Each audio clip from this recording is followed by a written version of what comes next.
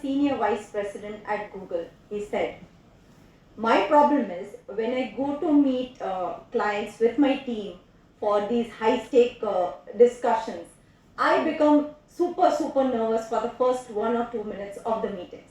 After that, I'm all good. This was a client who had approached me.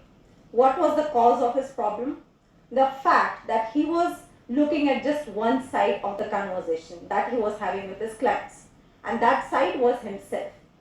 Once he learned how to understand the other side, how to understand people through their body language, he could settle down much faster in his meetings. Because now he could understand what they were thinking and feeling, and because of that, he could address his anxiety better. Today, that's what I want to talk about, which is the power of body language and how we can get it correct. Now, my work from all walks of life, different age groups, different cultures, has told me that if there is one thing that we need to keep in mind, it is that unless we get the right way of applying nonverbal science, we will only keep debating that, how important is it in communication, how important it is in critical decision making, in shaping careers, or even the relationships that we have. So for those of you who don't know what body language is all about, or you're not even sure that do we focus on it at all or not, what we are going to do is we will try a very small thing out, okay? So now for a few seconds, I want all of you to close your eyes. Everybody, we need to do this together. Let's close our eyes and imagine that you are somebody with a lot of power. So you are somebody who is very senior in your organization, or you are somebody with a high status. Now open up your eyes and take on the body language that you believe you would have. You can open up your eyes. You take on the body language that you feel you would have because you are somebody who's very powerful. Whatever you feel it will be. See, we could all think of something, right? That tells us that whether we are conscious or not, we are mentally making notes of people we meet, what their body language is all about, and we are even building decisions based on this. Now the world has been going digital at a breakneck speed. Research says that around 16 to 18% is the type of digital transformation that has been happening worldwide.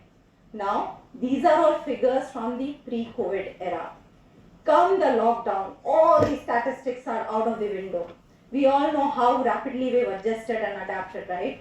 So that's the kind of digital transformation that is there. A recent McKinsey survey talks about how any of us are 3 times more likely to say that at least 80% of our interactions are all with our customers, they are all digital in nature. Now, if you are talking about this level of digitization, you might have a question for me. If everything is online, work is remote, marketing, even the decisions are being taken by artificial intelligence, do we even need to focus on human behavior and body language, right?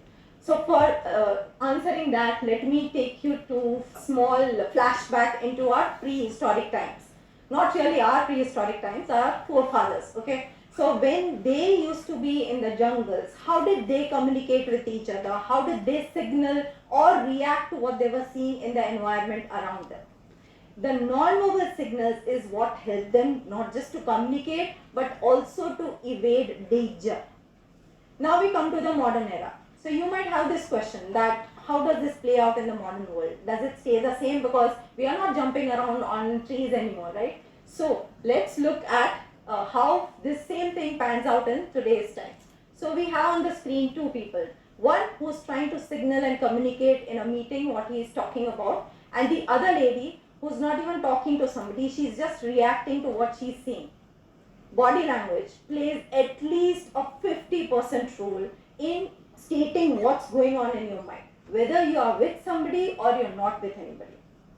Now let me go to Alex Pentland, who's done some remarkable work at the MIT Media Lab when he's talking about nonverbal communication and organizations and teams. What he says in his book Honest Signals is that venture capital funds, they like to be investing more money into these companies that are located next to them. Even investors, a lot of them, like to focus more on the face-to-face interaction with the founders rather than to the business plan itself. Why? Because research says that unless we have a personal connection with people, these investments are very, very likely to fail. So we know that face-to-face connections are important. How do we take it to the next level? So we did a recent workshop for teachers, and I asked them this question, that in your teaching profile, how do you think body language is important? They came up with a lot of different interesting answers, like, it helps me to emphasize the point I'm making, it helps me to talk more about the subject that I'm passionate about, I can show a lot of energy through my body language. But the one thing that they didn't talk about is how they pick up signals from the students and adjust how they are teaching or change the topic. Now, unless we focus on the other side, no matter how much I try and be good in my body language, it's not going to help you to get the full impact out of this subject. Okay, so what we need to do is understand that both the parties have a role to play. If you want to remember about the teachers, just remember that, the weighing scale, where it's important that you focus it correctly. So yourself and the people on the other side, both are as important. Now look at this picture here on the screen. What do you think it's showing? Whatever you think, let's go to the next picture. See if your perspective or what you thought is there in the picture changes as soon as you see that, right? Sometimes when we don't look at the full picture, the decision or the perspective that we may have can be entirely different. To understand that, how correctly do we focus on body language? Do we get it correct? Do we look only at the superficial level, or do we dig deeper? We did an in-house research. And what we did is we invited people from a lot of different walks of life to participate. Some of them were even from the elite forces of our military. We asked them a very simple question. Look at this photo and tell us whether you see the person is comfortable or not comfortable. And we showed them a lot of different pictures. In some of the pictures, what was there is you could see the same kind of body language visible, and in some pictures we had mixed it up. So either the person could be fully comfortable, fully uncomfortable, or you would see mixed signals of comfort and discomfort. What we analyzed and concluded is most of us are accurate in understanding body language if it is shown in the more visible areas. The minute it gets a little difficult to observe, then we get it wrong. So here we understand that we are supposed to look at body language fully. Okay? How do we do that? Let's try it out. Okay, so you see on the screen, we are talking about crossed arms here. I mean, if you are talking about body language as a topic and either the crossed arms or the handshake doesn't come up, you suddenly start thinking that the world is not going right? So we talk about the crossed arms. Now imagine that you are in a meeting and you are talking to somebody, you ask a question, and this is the kind of response you see. Are you just going to see that there are two females who cross their arms, or try and look deeper? Can you see that these crossed arms are very different in how they are put up? Let's try and make it more interesting. Look at them in the full perspective. Now do you see that their answer or reaction to the question that you asked is very, very different, right? So that means we are supposed to look fully at somebody to understand them well. Okay. Now what else is important? We understood that we have to look at both the sides of the communication. When we look at the other side, we are supposed to observe them fully. Now let's go to the next step. For that, I will again come to an example. We took up a project from one of the companies that helps students to get ready for the jobs. Okay. And before we took it up, they were conducting mock online interviews for the students themselves. What we saw is they were giving marks on the confidence and the interactions that the students were having. But the surprising thing for us is the interviewers' own video cameras would be turned off. Now this is not something new. A lot of companies across the globe, they are employing artificial intelligence to conduct a lot of job interviews. According to an SHRM report, it states that 1 out of 4 companies in the US is right now currently using AI for at least the initial screening.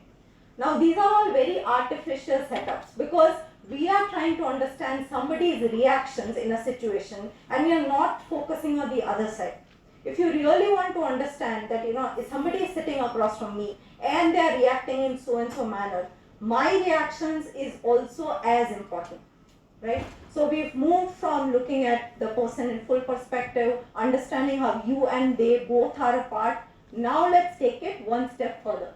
So imagine that you are a manager and you are overseeing a discussion that is happening.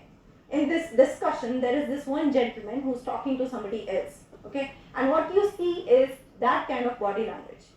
Would you just observe that, he's not too keen on the conversation, or he's looking like he's become defensive or wants to run away? Or will you also try and understand at what point did he take on that kind of a body language? Let's take a look at the video clip and see. That's why we love athletes. Kids love athletes because they follow their dreams. Well, I can't dunk. So, if you saw, there is a very particular spot at which the person takes on the body language. This is important. If you are just holistically looking at somebody's body language and analyzing them, it does not work. Also, did you notice that the way he's reacting, it's not just because of what he is feeling, it's more to do with what the man on the other side had spoken, and that's why he reacted. So if you are a third person in the room and you are trying to understand the body language playing out in front of you, you have to analyze all the other people in the room as well, right? Now we've become master observers because we've learned so many steps. So it's going to be our responsibility that as a person in that room, you not just observe people, but you also take the next step, which is to tweak either your conversations or your communication, your body language according to what's playing out.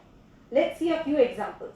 For example, if you are taking an annual review for your co-worker and you see that they're becoming highly stressed, what do? You go easy on them. If you are playing out a deliberate power technique and you want to show that you mean business and you understand that your counterpart gets it, that's the time to go a little more easy, okay? And if you are with a client and you are talking about a lot of different products, you need to focus more on the product that your client likes. Once we are able to do so many different applications of body language, that is when we've done full justification to what this subject, this powerful subject actually has to offer to us. It's high time we started understanding the impact that body language has on all of our lives. What if we did not catch the discomfort in our client when they were communicating it to us without talking about it? Would that result in just a sale lost, or would it result in an entire relationship gone weak? Right? If you were understanding your child and you did not pick up these signs that trouble was brewing in their lives, would that mean that you intervene a little too late? As an organization, if one does not catch the disarray that's happening in the seniors because of some power play that's there in the hierarchy, could that result in cultural shifts happening in that organization? These are all real life problems with which I'm dealing every day, where what we've seen is the efficiency of at which we work that can be highly different if only we understand humans better. Now, what has amazed me when I work with kids is that they are very good observers.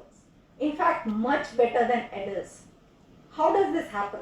As we rise and we become adults, what happens is we learn to quickly put people into categories. It's called stereotyping. Now, there's a reason why we do this. Because unless we understand people very quickly, what's going to happen is, if there is any danger to us, we'll not be able to react and save ourselves. This puts us in the catch-22. On one side, we want to react quickly and save ourselves from danger. And on the other side, there is this situation where we want to become much more accurate at our body language. How do we come to a solution to this? So let me propose something. I'll take an example from Daniel Kahneman's work. For those of you who know, he's got a Nobel Prize for his work on the human brain. In his book, Thinking Fast and Slow, he talks about how there's a fast brain that is instinctive. It takes quick decisions which sometimes we don't even realize it's making. And on the other side, we have got a slow brain. That's slower. It takes a lot of time to come to conclusions. Now there's a very interesting example in this book.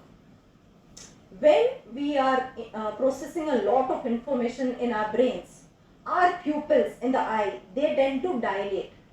Okay, so supposing you are very closely observing a friend of yours who's preparing for exams, he's trying to mug up a lot of things.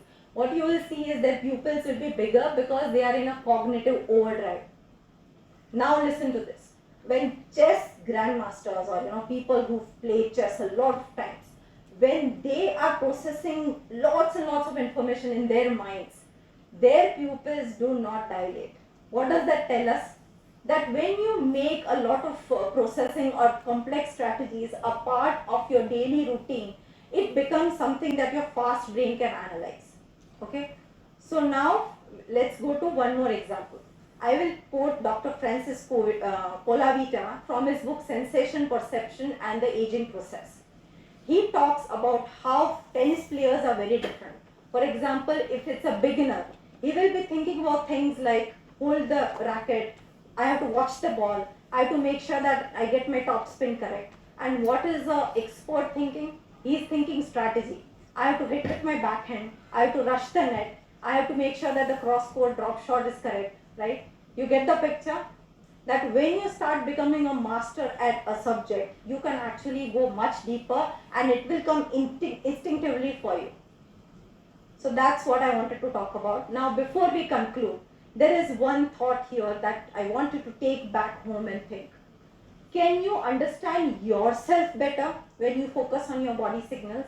We've talked a lot about how communication is important, body language plays a role and so on. But if you observe your own internal body signals better, you can understand what's happening internally in your mind. You can understand on-the-spot anxieties when they're happening. You can understand patterns of behavior that you might be going through. And you can also address stress before it becomes like a huge chronic stress in your life. But that, my friends, is a discussion for another day. Let's conclude today with a pledge that when we go back, we are going to ensure that we use body language to the fullest extent possible and we are going to get it correct.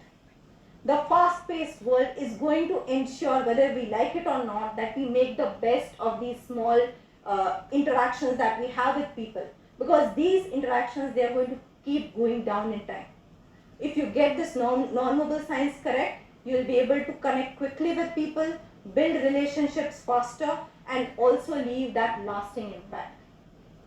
My client from Google came back after a year. I've been promoted to a director, he said. This time, he had no complaints. Focusing on body language and how that can help him to skyrocket the way he looks at people, that help him to hone his leadership abilities. When are you taking this step?